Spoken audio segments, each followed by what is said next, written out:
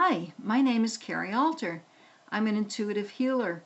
I help people make the changes they've been wanting to make in their lives using energy and sound healing as well as intuitive information. This video is an example of a recent telephone session I did with a client.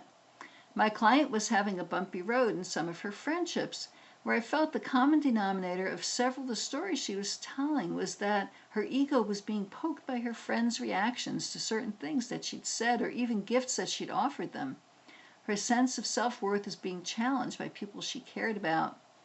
When I went inside to see what was going on, I saw her ego represented as a sphere, and the sphere was encased in a metallic protective casing.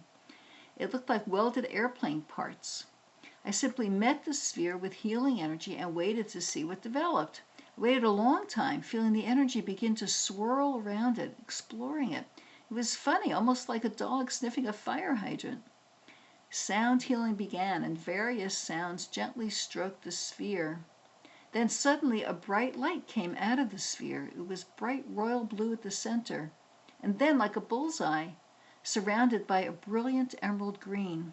It grew larger and larger very fast until we were within it, getting more and more transparent. Then it disappeared.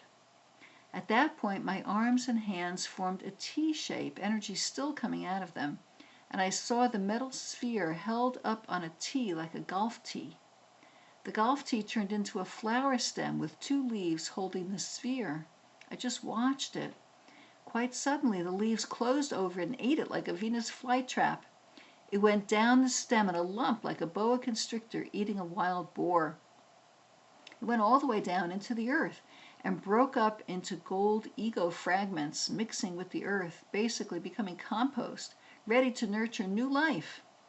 The message I was hearing was that she had been so busy protecting her ego that it was almost separate from her. Now it was mixed in with the earth, symbolizing everywhere. Ego is necessary for us to function in life. It's only attachment to ego when we begin to identify with it and think that it is us. That's when we get into trouble.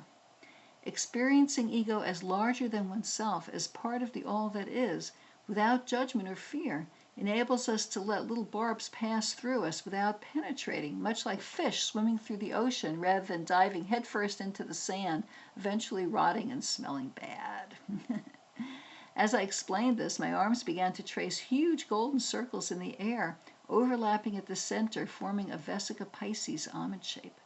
Her body was in the Vesica Pisces. I realized I was teaching her body a new way to access her ego, drawing strength from the earth in the process. Sound healing was coming out of me, sealing the process. My client was excited by the power of the session. She felt lighter and was looking forward to seeing how it would play out in her life. Thanks for listening in.